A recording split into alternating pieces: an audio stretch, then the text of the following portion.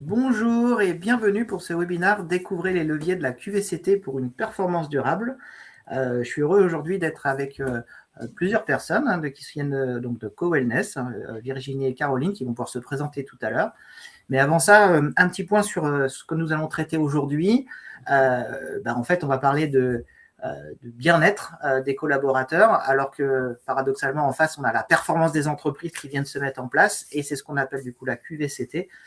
Comment on parle de levier essentiel pour une entreprise, pourquoi en fait certaines entreprises ont du mal à mettre ça en place, pourquoi c'est mal perçu aussi et mal compris. Donc on va essayer de se projeter là-dessus et puis de se dire que finalement c'est pas un gadget, c'est pas un outil qui a été rajouté parmi des outils, c'est pas une surcouche.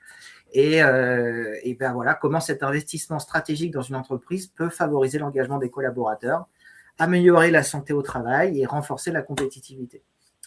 Donc, on va se poser ces questions-là et on va essayer d'aborder ce sujet-là au travers de notre webinaire.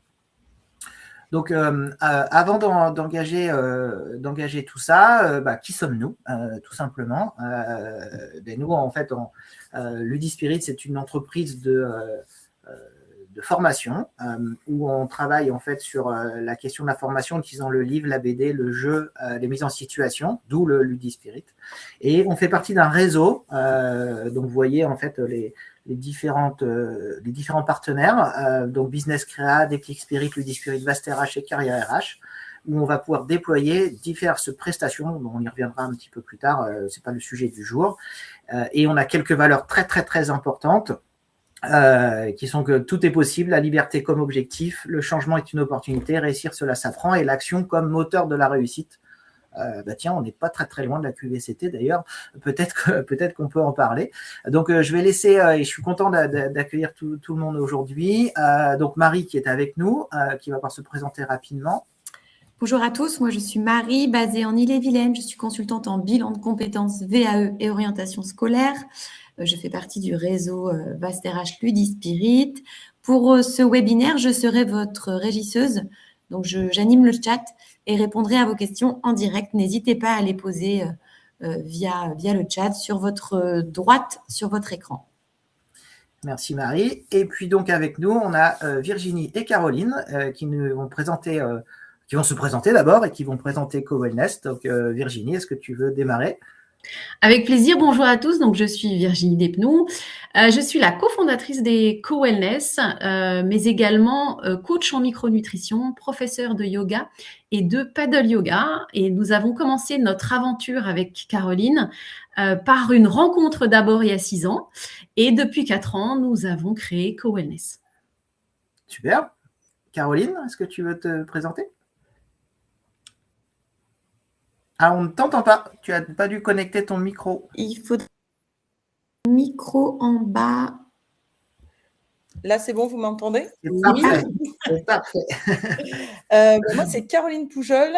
J'ai fait 15 ans de retail et je suis devenue coach sportive à 40 ans. Et ensuite, j'ai eu 2 passions. C'est de la prévention santé autour de tout ce qui est troubles musculo-squelettiques. Donc, je suis formatrice en prévention des risques liés à l'activité physique. Et j'ai rencontré Virginie autour d'un café et ça fait 6 ans que ça dure. Voilà. Formidable. Et alors, vous avez construit, ou monté en tout cas, Co-Wellness. Alors, qu'est-ce que c'est ? Tout à fait. On a créé Co-Wellness il y a maintenant 4 ans. Donc, c'est une entreprise. Alors, pour la petite histoire, co comme collaboration, wellness comme la santé. On n'a pas été si loin, de très très loin, mais voilà, ça matchait pas mal. Donc, Co-Wellness est né vraiment d'une conviction qui est très forte pour Caroline et moi, c'est que le bien-être, c'est pas un petit plus, c'est vraiment un levier stratégique de performance durable. On est un réseau aujourd'hui de 60 experts dans le domaine du sport, de la santé, du bien-être. On a voulu créer d'abord un réseau parce que on est très souvent indépendant, mais un peu seul. Donc, on a eu envie de se retrouver et de partager ensemble pour se développer et accompagner les entreprises. Donc, c'est maintenant aujourd'hui 60 experts. On a à peu près accompagné 3000 collaborateurs depuis le début de cette aventure et à peu près aujourd'hui plus de 500 interventions en entreprise. Donc voilà, c'est une belle aventure qui commence et qui est pérenne. Je vais laisser la parole à Caroline pour la suite. Alors oui, ce qu'on fait, on fait aussi de la prévention en entreprise. Comme on a tous ces experts avec nous, ben, on va venir travailler, accompagner les entreprises à réduire durablement l'absentéisme sans surcoût, sans surcharge pendant 1 an avec des outils qu'on a grâce à nos experts. Et voilà, et donc du coup, on a eu des résultats plutôt, on va dire, encourageants. Et donc, on continue parce qu'on pense que c'est un vrai levier de rentabilité, de performance. Et il y a un côté aussi humain. Il faut penser aussi aux hommes, aux collaborateurs. Donc, ça met une vraie vie autour de l'entreprise. Super. Alors, quand on parle de tout ça, on parle évidemment des enjeux de la QVCT. Alors, qu'est-ce que c'est que la QVCT? Est-ce que l'une d'entre vous, les deux, peuvent nous expliquer, nous définir ce que c'est que la QVCT réellement avant qu'on s'embarque sur la suite? Tu veux prendre la main ou je... Oui, tu peux, c'est très… Donc, là, on vous a mis une définition parce que pour nous, c'est hyper important que QVCT. Moi, la première fois qu'on m'a dit, d'abord, quand on a commencé, c'était QVT. Alors, j'ai dit, mais qu'est-ce que c'est que ça? Donc, c'est qualité de vie au travail. Et maintenant, nous ajouter un petit C. Bon, ça nous va bien parce que ça va avec le C de Co-Wellness.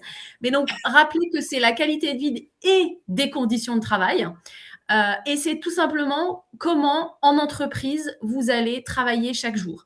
Donc, ça va englober 3 piliers et on va les développer avec Caroline, qui vont être les conditions de travail, les relations humaines. On parlait tout à l'heure d'humain et nous, c'est capital pour nous. Donc, c'est vraiment les relations humaines et les relations avec le management et tout ce qui va englober la santé globale, donc la santé physique et la santé mentale. C'est l'essence même de Co-Wellness et également de l'Udispirit d'ailleurs. Hein, c'est pour ça qu'on se retrouve aujourd'hui d'ailleurs en phase là-dessus. Quand on parle des conditions de travail, alors on parle de quoi précisément? Alors moi, je vais vous parler un peu plus, donc rentrer dans les conditions de travail qui vont vraiment constituer un pilier qui va être essentiel pour la qualité de vie. Ça va déterminer très très concrètement la manière dont le travail est vécu au quotidien quand vous arrivez au travail le matin. Et ça doit vraiment reposer sur tout ce qui va être la charge de travail, qui doit être adapté, on doit réaliser, on doit vous soutenir pour éviter tout ce qui va être surcharge, sous-activité. Alors, ces conditions de travail, elles vont venir impliquer également tout ce qui va être organisation du travail. L'organisation, elle doit être claire. Il faut avoir des rôles qui vont être définis. Chacun sait ce qu'il fait. Il va y avoir des priorités qui vont être plus ou moins fluides et lisibles. Donc, il faut vraiment que tout ça ensemble fasse une belle organisation. Ça va aussi être tous les moyens qui vont être mis à disposition par l'employeur, qui va être les outils, les ressources, les compétences, voilà. Et tout ça va vraiment venir favoriser l'environnement de travail, l'environnement physique, l'environnement mental, pareil. Tout mis bout à bout fait qu'on a des belles conditions pour trouver les clés qu'il faut pour le confort, la santé et évidemment la performance. Une fois qu'on a mis toutes ces bases, ensemble, les éléments vont venir contribuer vraiment à un cadre de travail équilibré, favorable, où on se retrouve pour toujours avoir une meilleure performance. Alors, si je peux me permettre, c'est quelque chose qui existait avant. Enfin, ça a toujours existé. C'est-à-dire que on sait que la performance, elle se passe par ces leviers-là. Pourquoi aujourd'hui on parle de QVCT? Pourquoi ce truc? C'est une mode? C'est quoi? Déjà, vous avez des obligations via la RSE. Ça rentre dans les piliers fondamentaux de la RSE. Et après, vous avez des obligations légales sur, par exemple, vous avez il y a de ça longtemps, vous aviez qui existent toujours, des obligations sur le geste et posture, donc comment manipuler quelque chose. Donc, c'est quelque chose qui a été obligatoire, qui maintenant devient réglementaire et qui est rentré dans la réglementation. Et surtout, comme ça coûte cher à l'État et aux entreprises, on en fait aussi un levier, si vous voulez, stratégique, quoi. Ok, donc là, quand on parle par exemple de relations management, c'est pour préserver tout un tas de choses. Vous voulez nous en parler un petit peu? C'est pour avoir un bon dialogue. En fait, à partir du moment où on va venir mettre en place des bonnes conditions, il y a les relations qui viennent se mettre en place aussi. Donc, il faut avoir de la bonne communication, un bon dialogue, une bonne reconnaissance. C'est pour nous, en tout cas, très important d'avoir une bonne reconnaissance parce qu'il faut apprendre à valoriser les efforts des uns et des autres. On ne le fait pas assez. On va souvent plus vite vers ce qu'on n'a pas bien fait, mais même pour nous-mêmes, que sur ce qu'on a fait finalement, qui est pas mal. Donc ça, la reconnaissance est pour moi très, très importante. Chacun son rôle, mais d'arriver à reconnaître que l'autre a fait du bon boulot, c'est essentiel aujourd'hui. Et ensuite, il y a l'équité. C'est important de mettre en place ces pratiques quand on manage une entreprise et des collaborateurs, c'est que tout le monde sait où il va. On est cohérent avec ses collaborateurs, on a des conditions, on installe un climat serein, durable, avec un certain équilibre autour de l'équité entre collaborateurs. On a une remarque de Céline qui nous dit il y a également une obligation de négocier. Tu veux rebondir, Caro, ou je... Non, tu peux, comme tu veux. Vas-y, je verrai si je complète derrière. Alors, l'obligation de négocier, oui, mais moi, j'aime pas trop de dire obligation. Quand il y a un climat dans une entreprise qui est serein, où tout se fait assez naturellement, je trouve dommage que ça soit obligatoire. Mais oui, s'il y a un moment donné où il faut que ça devienne obligatoire, on pose les limites et ça devient obligatoire. Alors, il y a un dernier pilier quand même, on parle de santé aussi. Caroline, tu l'as évoqué tout à l'heure. Peut-être que tu veux aller plus loin. Alors oui, ou comme... moi, je vais finir sur la santé globale et après, je passerai la main à Caroline. Donc, pour finir, on a mis aussi en relief la santé globale, qui est aussi un des piliers de la qualité de vie, parce qu'elle va venir englober les dimensions qui permettent aux collaborateurs de vraiment se sentir bien. Dans ce qu'on appelle, nous, la santé globale, enfin pas que nous d'ailleurs, on appelle la santé globale, elle passe d'abord par tout ce qui va être prévention des risques psychosociaux. Alors, dans les QVCT, on a aussi donc RPS, donc risques psychosociaux, on aime bien. Et puis les autres, TMS, donc santé physique, troubles musculo-squelettiques. On aime bien aussi en mettre sa cour. Donc il y a à la fois tout ce qui va être santé mentale et à la fois tout ce qui va être santé physique. Et ces deux combinaisons, quand on les prend en compte et qu'on fait en sorte que l'entreprise met de bonnes conditions autour de la santé physique et de la santé mentale, on s'aperçoit que les collaborateurs ont un meilleur engagement. Ils ont un meilleur sens au travail. Et ce qui va permettre vraiment qu'un collaborateur qui comprend son rôle, son sens, son utilité, et il arrive au travail de manière alignée, il se sent utile et il vient en pleine santé. Donc on est clairement dans de la prévention pour le coup, de la prévention des risques. Oui. Et de manière globale, en fait, finalement, ces trois piliers sont essentiels. Mais alors, on parle de tout ça, mais est-ce qu'il y a des façons de vérifier que c'est atteint, comment on s'y prend? Est-ce qu'il y a des indicateurs? Est-ce qu'il y a des choses qui permettent en tout cas de visualiser la réussite ou non de son plan de QVCT? En fait, vous avez des indicateurs clés autour de la qualité de vie au travail, parce que ce qui est intéressant, c'est pour les entreprises, c'est de le mesurer. Parce que si on parle de qualité de vie au travail et que vous ne mesurez pas, du coup, on ne va pas savoir quel investissement on a fait et est-ce qu'il a été rentable ou pas. Donc, du coup, vous avez plusieurs indicateurs. Vous avez le taux d'absentéisme, vous avez le turnover aussi qui révèle un petit peu le niveau de bien-être et de fidélisation des équipes. Vous avez aussi l'engagement des collaborateurs. On peut mettre en place aussi un baromètre interne. Donc, vous avez des entreprises. Dernièrement, c'était la caisse d'épargne, ils avaient un questionnaire annuel qui posait à l'ensemble des collaborateurs pour savoir comment ils se sentaient. Un très long questionnaire, donc ça vous donne vraiment une idée de comment est vos équipes, comment sont vos collaborateurs. Ensuite, qu'est-ce qu'on a? On a tout ce qui est autour des accidents du travail. Donc ça, c'est pour tout ce qui est santé physique, c'est très parlant. Vous avez un accident parce que vous avez une tendinite. Donc c'est très clair, c'est facile, c'est mesurable facilement, on va dire. Et qu'est-ce qu'on a aussi? Ça permet aussi de mettre en avant le climat social de l'entreprise. Et ensuite, vous avez aussi tout ce qui est performance, parce qu'on sait, par exemple, vous avez des études qui ont mis en avant que, je vous donne un exemple assez simple, si vous faites du sport en entreprise, que vous le faites régulièrement, que vous le mettez en place dans votre entreprise, vous avez une augmentation de la productivité de vos collaborateurs entre 3 et 4%. Donc, on va vraiment parler de performance collective. Donc, ces indicateurs ont vraiment un impact sur la vie de l'entreprise et surtout sur sa performance. On a une question de Maëlle qui dit « Ok, quel est le rôle du CSE dans tout ça ?»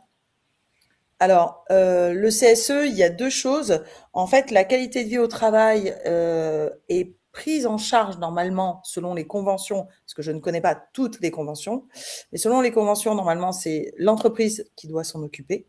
Mais le CSE peut être un levier, peut être un push-up, en fait, sur la qualité de vie au travail. Nous, on a travaillé avec certains CSE sur des journées de bien-être, en fait, qu'ils mettaient en place. On travaille aussi en ce moment sur une formation pour les élus CSE pour qu'ils deviennent ambassadeurs. Donc ça aussi, c'est tout nouveau et ça peut-être être utile aussi. Et ils seront sûrement plus force de proposition auprès de la direction. Et alors, quand on parle de tout ça, on sent bien que la QVCT, il y a un caractère obligatoire, il y a des impacts, il y a plein de choses, mais il y a des choses historiques, par exemple l'entretien annuel, l'entretien professionnel, enfin ces choses-là. Est-ce que ça rentre dans le cadre de la QVCT et ça suffit, ou est-ce qu'il faut aller plus loin? Alors, je fais exprès, hein, évidemment. Alors, en fait, ça, c'est le début. Déjà, il faut au moins ça, et puis, bon, c'est un petit peu obligatoire, ce serait bien. Ensuite, l'impact, vous avez plusieurs types. Vous avez pour les dirigeants. Alors, les dirigeants, on va plutôt parler de rentabilité, de retour sur investissement. Pour eux, c'est un vrai levier stratégique, ce qui n'est pas toujours évident, et c'est un levier stratégique pour de la performance durable. C'est vraiment ce que nous, on vend et on essaye de promouvoir au sein de CoWellness, c'est que c'est un vrai levier. C'est pas toujours évident, mais ceux qui le font, il y a un vrai engagement des collaborateurs et ça permet de réduire les coûts invisibles. Tout à l'heure, je vous parlais d'accidents du travail. On a des chiffres, vous avez des chiffres, typiquement un accident du travail lié aux troubles musculo-squelettiques va coûter en frais directs et indirects à l'entreprise. En gros, c'est des chiffres d'Amélie, mais je vous les résume, à 20 000 €. Ah, quand même. Du coup, ça a un vrai impact. Je parle moins de santé mentale parce que les chiffres sont un peu plus, c'est un peu plus délicat. Ça ne veut pas dire que ça n'existe pas, vraiment pas. Mais les chiffres sont plus voilà, ambivalents, c'est moins précis. Donc, l'idée, c'est que ça coûte cher. Donc, en fait, il faut vraiment faire quelque chose. Ça renforce, si vous faites quelque chose, que vous mettez en place une stratégie, ça renforce la marque employeur. Ça sécurise la performance durablement. Quand je vous dis, si on met en place du sport, ça c'est des chiffres vraiment de la CARSAT et d'Amélie, qui sont la même chose, mais ça permet vraiment d'augmenter la productivité, donc ça a un vrai impact. Et en plus, vous mettez en place une stratégie autour de la RSE, vu que c'est dans les piliers de la RSE. Donc ça a vraiment, on invite vraiment les directions, les dirigeants à passer à l'action et pas de faire juste des actions ponctuelles. Parce qu'en fait, si on veut changer durablement les comportements des gens sur la pyramide de Maslow, en fait, vraiment, il faut que vous ayez une action régulière et continue. Alors, on a 2 remarques. Eric qui nous dit « Le sport, c'est bien, mais on agit sur les conséquences et non sur les causes des risques professionnels. » Et Steren qui nous dit que le CSE est effectivement très concerné, car il fait partie des acteurs de la négociation dans la mise en place de cette démarche. Est-ce que, comment ça justement, ça peut s'intégrer auprès des dirigeants, des managers et finalement des collaborateurs? Alors, tout à l'heure, je parlais de sport, c'était pour vous donner un exemple clair et simple. Après, la prévention est beaucoup plus large. Nous, enfin, quand on intervient en entreprise, on propose en fait un accompagnement autour de la santé mentale et de la santé physique. On fait un accompagnement global. On ne va pas juste faire du sport. Donc ça, je suis complètement d'accord avec lui. Il faut aller beaucoup plus loin. Pour le CSE, en fait, faut effectivement être force de proposition. Faut pas être, moi je dis souvent, parce que souvent il y a des petites batailles. Alors je dis petites, hein, c'est pour entre les CSE et les dirigeants. En fait, il faut être vraiment force de proposition, amener des solutions. Nous, on a travaillé avec des CSE et alors ça peut-être pas abouti, mais ce qui était hyper positif, c'est qu'en fait le CSE allait autant dans le sens de la direction que la direction dans le sens du CSE. Et ça permettait, alors ils nous ont pas choisis ou ils n'ont pas travaillé avec nous, mais peu importe, ce qui était quand même hyper important, c'est qu'en fait ils travaillaient ensemble parce que on avait des gens qui travaillent pour les collaborateurs et à côté vous avez l'entreprise qui travaille pour faire développer, pour qu'il y ait plus de performance dans l'entreprise. Donc les deux doivent bosser ensemble. C'est ce qu'on voit ici, hein. Les impacts sont à la fois pour le dirigeant, mais pour les managers et les collaborateurs également, quoi. Enfin, vraiment, il y a cette transversalité qu'il faut prendre en compte, en tout cas. Juste avant que l'on passe à l'étape manager et collaborateur, il y a Agathe qui nous demande une précision sur les 20 000 € qui ont été évoqués tout à l'heure. 20 000 € par an. Oui, par alors en fait, oui, c'est en coût direct et en coût indirect. On va parler de coûts directs, donc bon, ça c'est classique, et c'est surtout les coûts indirects. Organisation, réorganisation. Vous avez une personne qui est absente pour une tendinite du dos, une tendinite du dos, pas du tout, une lombalgie, pardon, excusez-moi. Il faut le remplacer, il faut former les gens. Ça va prendre du temps au manager, aux collaborateurs. Ça va coûter de l'argent. Sinon, on peut prendre un intérim. C'est tous ces frais-là qu'on met bout à bout. Vous pouvez aller sur le compte si vous avez, vous avez le compte AT et MP si vous êtes si vous êtes RH. Sinon, vous avez les chiffres qui sont sur le site. Vous les trouverez. En plus, vous trouverez ceux de 2025. Merci. Je vous laisse poursuivre. Très bien. Donc après, il y a la notion de manager et de collaborateur, hein, sur l'impact. Alors, on a quand même pas mal développé, hein, de manière transversale, donc je pense qu'on répond un petit peu à tout ça. On a une remarque également qui dit que le T dans QVCT doit être pris en compte, la prévention des risques pro dans les situations au travail. Bah oui, on est bien d'accord. Et c'est là où effectivement le lien avec le CSE devient extrêmement important pour le coup. Oui, c'est là où c'est important. Et on fait toujours le lien entre les deux parce qu'on va analyser en situation réelle de travail. Donc, vous voyez, le T est important. Et alors, quelle stratégie et pratique on peut mettre en place de manière assez rapide? Puis après, j'ai envie de dire, si on veut aller plus loin, il y a plein de leviers différents et à la fois des intervenants extérieurs, à la fois des personnes qui peuvent aider, etc. Mais dans un premier temps, qu'est-ce qu'on peut faire de manière rapide comme ça? Qu'est-ce qu'on peut mettre en place? Virginie, ou tu veux que... Parce que j'ai beaucoup parlé, donc... Non, comme tu t'avançais, non. Les premières choses à mettre en place, c'est peut-être déjà de communiquer tous ensemble, les collaborateurs entre eux, les collaborateurs avec les managers, les managers avec les dirigeants avec les collaborateurs. Dans les entreprises dans lesquelles on travaille, lorsqu'on voit que la communication est fluide, et où ça se passe, ça se passe super bien. Donc la première des choses, c'est communiquer.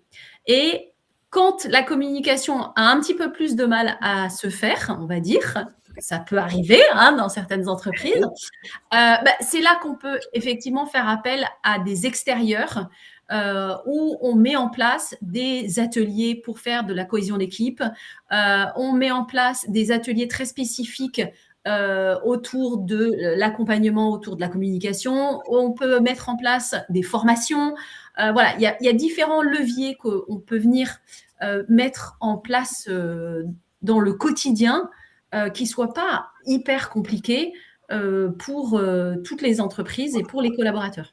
Mais ne rien mettre en place sans avoir déjà compris où on va, ce qu'on fait, comment on le fait, et tous ensemble. quand on s'est aperçu que quand un dirigeant imposait, ça ne fonctionne pas. Quand les collaborateurs, dans l'autre sens, commencent à ne faire que critiquer, ça ne fonctionne pas non plus. Donc, il faut vraiment, c'est ce qu'on dit depuis le début, qu'il y ait une action de tous ensemble pour que ça puisse fonctionner correctement.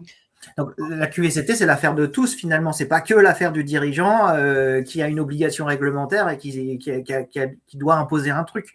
C'est vraiment l'affaire de tout le monde au sein de l'entreprise, quoi. Bah oui, en fait, vous avez le dirigeant, lui, il va avoir un côté plus de productivité ou sinon de la fidélisation de ses équipes, pas besoin de changer, pas de turnover, etc.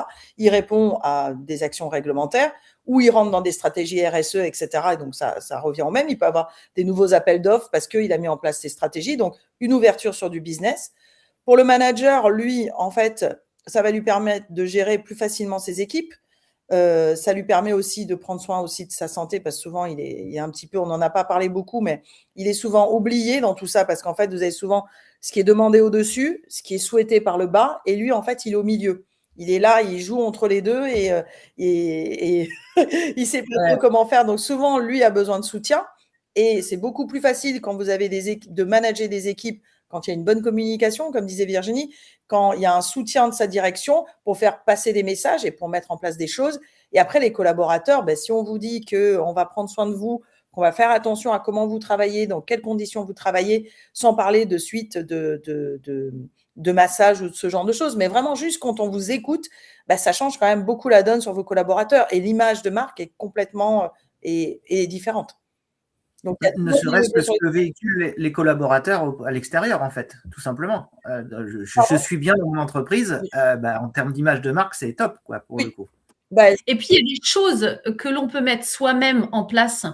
On arrive au bureau le matin, on se met à son ordinateur, on commence un petit peu à se détendre, voilà, on oublie on met à l'extérieur ce qu'on a fait de notre première vie pour pouvoir entamer la deuxième. On ouvre son ordinateur, on voit 250 mails, on se dit « Waouh, ça y est, la journée commence ».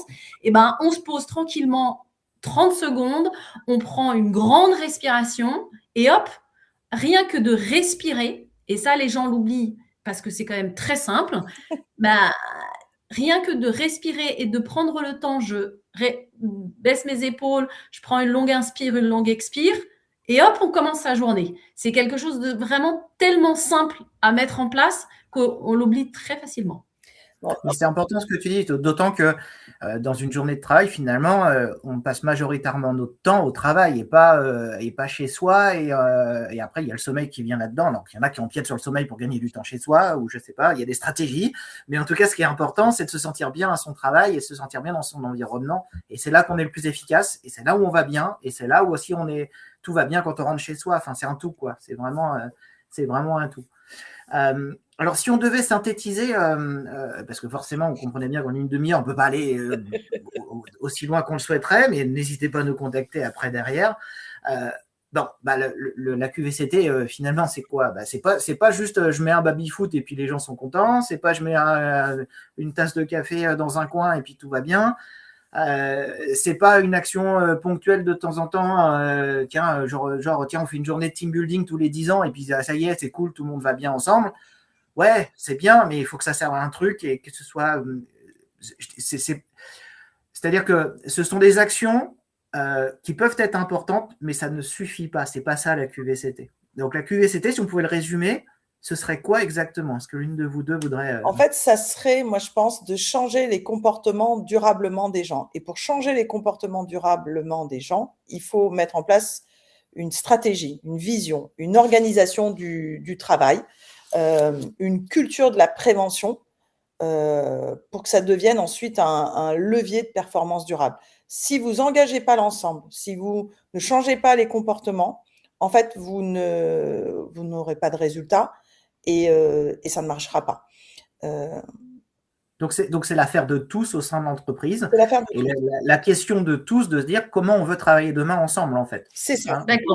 Quand je parlais de communication, je pense que la première des choses, c'est de s'asseoir tous ensemble autour d'une table et de vouloir travailler ensemble.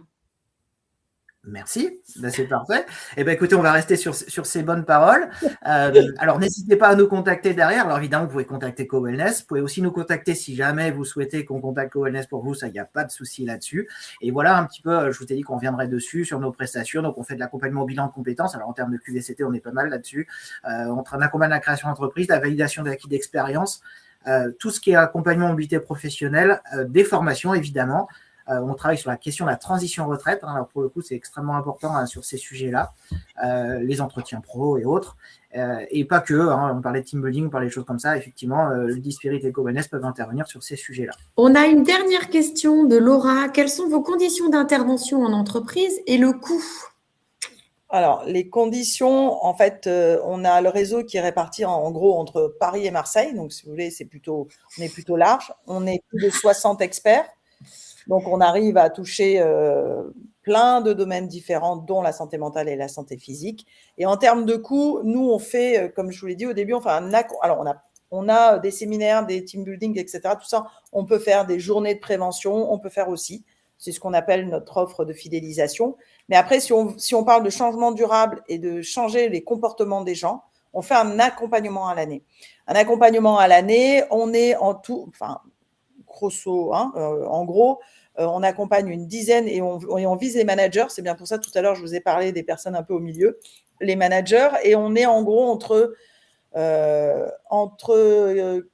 4 000 et 5 000 euros l'année pour une dizaine, entre 10 et 12 personnes qu'on va accompagner tout au long de l'année.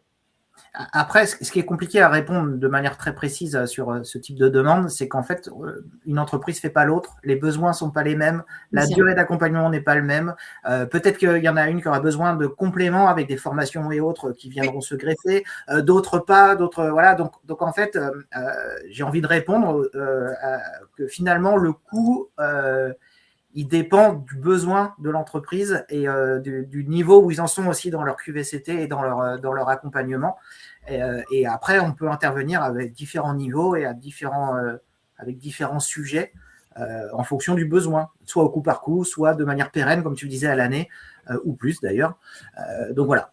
Tout est possible, mais ça se construit ensemble. Et ça, c'est important aussi. De la même façon qu'on construit le QVCT ensemble dans l'entreprise, bah, nous, on va construire notre accompagnement ensemble également. Voilà. On va essayer de finir sur ces bons mots. En tout cas, merci beaucoup. Merci Marie de nous avoir accompagnés. Merci Virginie et Caroline de votre éclairage. Avec plaisir. De votre expertise. Et puis, à très bientôt pour en reparler de la QVCT de manière plus approfondie sur des sujets très pointus. Hein, voilà. Merci à tous. Merci de nous avoir suivis. Et puis, à très vite sur d'autres webinaires. Au revoir. Merci. Au revoir. À bientôt. Au revoir.